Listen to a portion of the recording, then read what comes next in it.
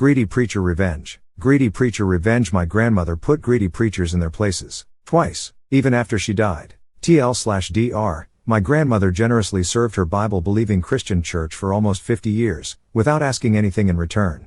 But when she became elderly, disabled and homebound, her church acted like she did not exist, until she was in hospice care and literally on her deathbed. When that church showed a sudden interest in telling Grandma to remember your church in your will and quat, she waited until exactly the right moment, in front of exactly the right audience, to expose these greedy assholes for what they were, twice. My grandmother was a member of a large conservative Bible-believing church for her entire adult life. This church, which I'll call Big White Church, was a member of a large evangelical denomination. Big White Church was located in a prosperous suburb of a large city in the Bible Belt of the deep south of the USA. Grandma was very active in Big White Church. She worked in the nursery every Sunday morning, helped cook hundreds of church fellowship breakfasts and dinners, accompanied her children and grandchildren on dozens of church retreats and choir tours, taught youth Bible study on Sunday nights and was very active in supporting home missions, as well as helping with other youth programs. She always tithed, and often gave extra for missions and special offerings. Grandma's greatest talent was making other people feel important. I've seen this firsthand many times. Although I belonged to a different church, I often visited with Grandma, and when I did, I usually went to Big White Church functions with her. I've seen her single-handedly cook breakfast for dozens of Big White Church youth, a task which took over 2 hours, even in the church's large kitchen. Then, after the meal, she asked the group for a round of applause for the high school student leader for doing such a great job of organizing the prayer breakfast and quat. I remember that, on a Big White Church youth retreat at a rural church camp, she drove most of the night to go back to the city and retrieve a big box of evangelistic materials that one of the assistant pastors, whom I'll call as pastor, had forgotten and asked her to get in time for our morning program the next day. His boss, the senior pastor, I'll call him Pompous Pastor, never found out that as pastor had screwed up or that Grandma had fixed it for him. As pastor never even thanked Grandma. Even though I was a child, this bothered me so much that I asked her about it. She said that she didn't mind at all. She told me her reward would be that those materials would help children find Jesus and quat. Grandma's service to her church ended abruptly at the age of 73, when she broke her back in a car accident. Afterwards, for the last 10 years of her life, she was homebound and could not go to church because of this injury and declining health due to old age. Her mind was just as sharp as ever, and her faith remained sincere, but her body wore out a little more every day. During those 10 years, she made many efforts to reach out to her church, its leadership and her church friends, inviting them to visit her at her home, etc., without success. Every one of these invitations was declined or simply ignored.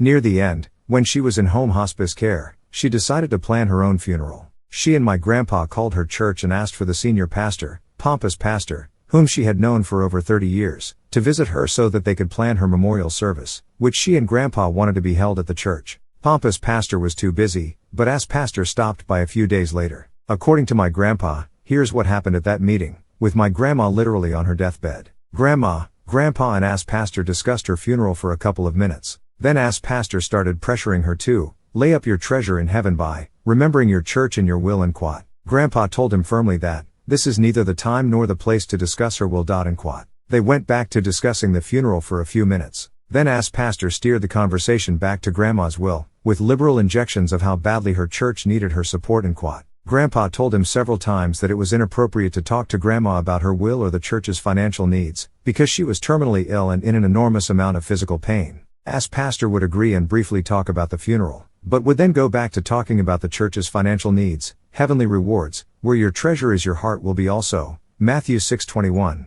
Luke 12:34, etc. My grandma started crying. To put this into context, Grandma was more than a steel magnolia and quat. She was titanium coated with diamond wrapped in Kevlar and quat. She rarely ever cried, and never ever cried about herself. Not one tear when the doctor told her that her back was broken so badly that she would never walk again, nor during the following 6 months in futile rehab. She would shed sincere but well-managed tears at funerals and while visiting family members in the hospital when they received bad news. She would cry to console others, weep with those who weep and quat. But nobody, not Grandpa, not her daughter, my mom, nor any of my uncles or Grandma's siblings, ever remembered her crying for herself. My grandma was sobbing uncontrollably. Grandpa, a retired steelworker, former Marine sergeant and Korean War combat veteran, physically grabbed Ass Pastor and escorted him out of their house, not too gently. Contrary to everyone's expectations, Grandma lived another 6 months, mostly because of sheer force of will. Eventually, though, Grandma passed away and we held her memorial service at the funeral home, not Big White Church. Pompous pastor and ass pastor were conspicuously absent. In fact, there were no professional Christians, from Big White Church, at the service at all, not even in the audience. To start the service, Grandpa stood up at the podium in front of the crowd and said, "Some of you may have heard that I disinvited pompous pastor and ass pastor from this funeral service. This service is not an appropriate place for me to give you my reasons for doing this, although you all know me and so you know that my reasons are good ones. Also, my wife asked me to exclude them.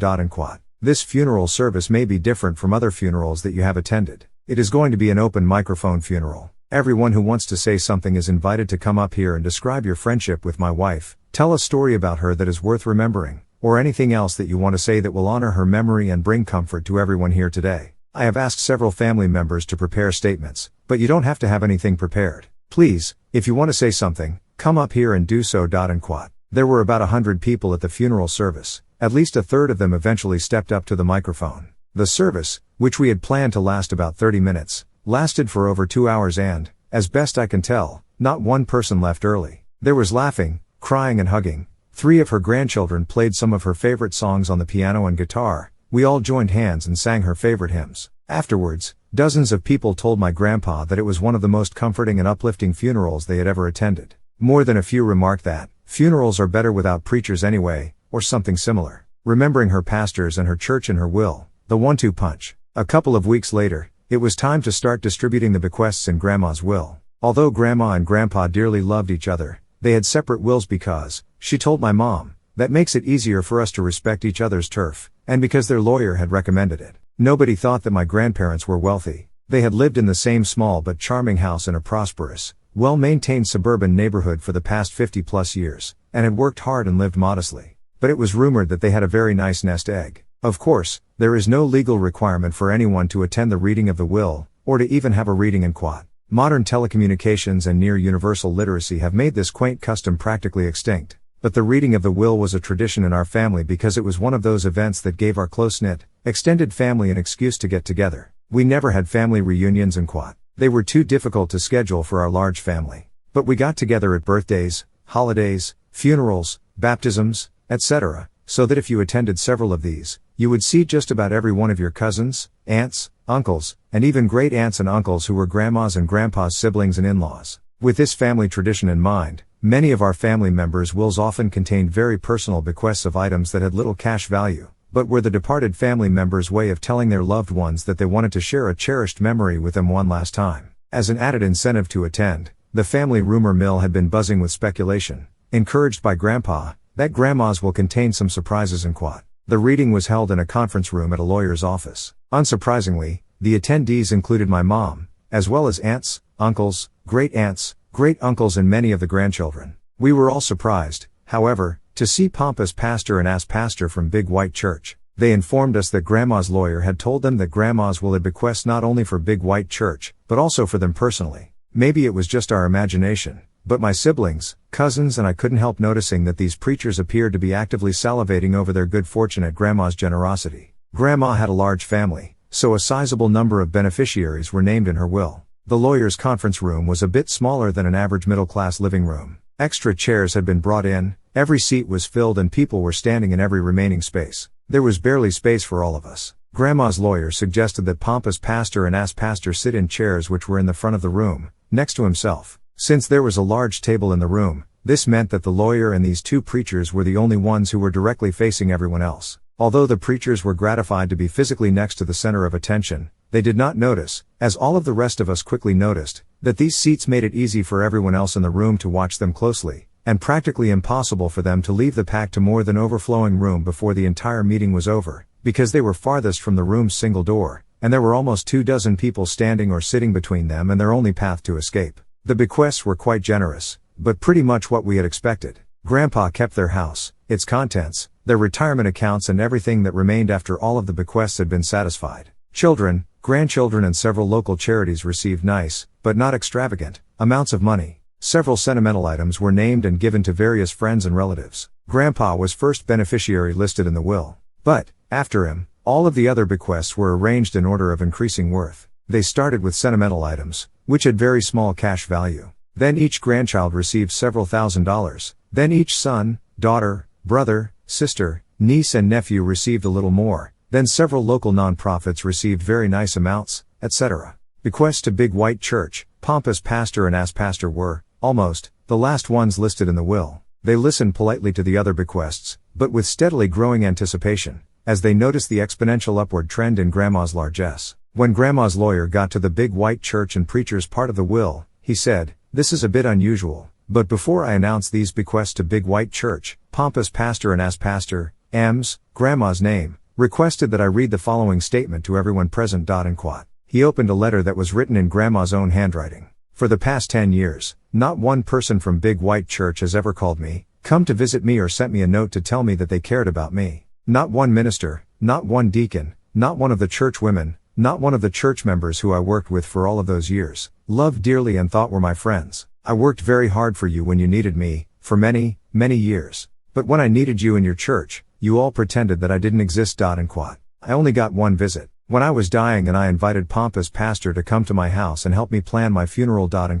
This was my last attempt, after many attempts that I had made over the past 10 years, to reach out to my church and pastor, whom I still loved dearly even though they had made it clear that they did not love me. If only I could have my funeral at my church, maybe some of my church friends, whom I had not seen in a decade, would come to the service to see me one last time. And I know they love to hear pompous pastor preach, so if he preached at my funeral, maybe they would come to my funeral to hear him, even if they would not have come to see me. But pompous pastor couldn't find the time to visit me, or even call me to tell me whether or not he was willing to preach at my funeral. Ass pastor came by my house, but he didn't want to talk about my funeral. He just wanted me to remember his church in my will and apos. That's all. Just remember his church in my will apostrophe and quat. It was then that I realized that I had allowed my church to break my heart for one last time. But that was the last time. The very last time. And quat. Ass pastor did not know it when he visited me, but Grandpa and I had already prepared my will, long before his visit, which did include a double tithe, 20%, of my entire estate, for what was now my former church,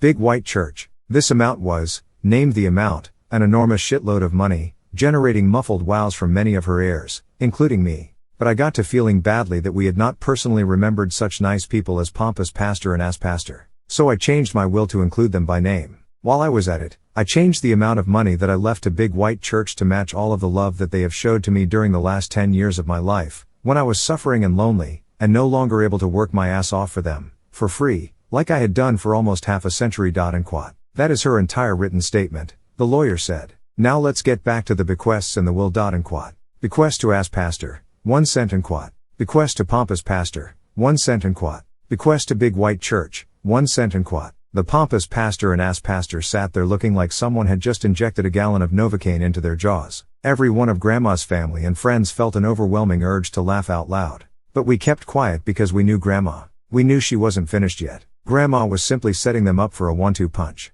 The best was yet to come, and we didn't want to miss it. There is one last bequest, the lawyer continued, for a charity called, which he named and I'll call Black Charity. Then he paused before naming the amount. Most of us had no idea what Black Charity was. But, by the looks on their faces, we could tell that pompous pastor and ass pastor knew Black Charity very well. Their faces displayed the same expressions of shock, dread and horror that they would have if the lawyer had said, "This bequest goes to the demonic baby eaters to buy extra large rotisserie barbecue grills and tons of charcoal and quat." Every eye in the room was now fixated on pompous pastor and ass pastor. The lawyer, who happened to be my uncle, one of Grandma's and Grandpa's sons, let the silence continue a few seconds more. If we had been able to read pompous pastors and ass pastors' minds, we would have known the history behind the looks on their faces. Black Charity was sponsored by a large black church just a few miles from Big White Church. They ran a free food/clothing bank, assistance programs for foster children, home delivery of pre-cooked meals for homebound seniors, legal aid, and other social services.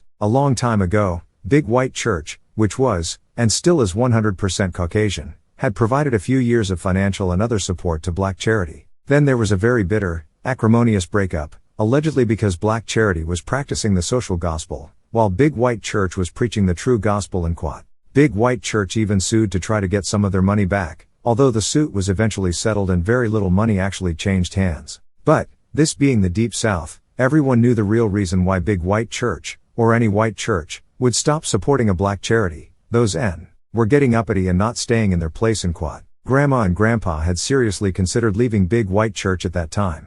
But they had reasoned that it was better to stay there and teach tolerance by their words and example. They knew they would never persuade everyone, but maybe they could reach some of the youth at their white church and break the generational cycle of racism. Grandma used to tell us, "My church is my mission field," and quote. We did not learn the true depth of her statement until after she died. Since then, Grandma and Grandpa had secretly sent a portion of their tithe to black charity every month. Most of Grandma's family, including me, didn't find out about any of this until after the meeting had ended. But pompous pastor and ass pastor obviously understood what Grandma, by her actions which are more powerful than words, was saying to them. If you had grown up as a white person in the Deep South, as Grandma, Grandpa, pompous pastor and ass pastor had, you would understand. To many white Southerners, this was one of the most personally insulting things you could do to them. It simultaneously labeled them as racists, condemned their bigotry and crushed their delusions of white superiority by saying, "These black human beings, whom you hate, disrespect and have mistreated, are better people than you are, so they deserve my money more than you do," and quote. Having allowed time for everyone to observe pompous pastor and ass pastor while they thought about how their white church had treated this black charity, and how they in their church had treated our grandma, the lawyer said, "The amount is ... and quote. Then he named the exact same amount that Grandma had named in her handwritten letter, the huge amount of money that would have gone to Big White Church if she had not changed her will.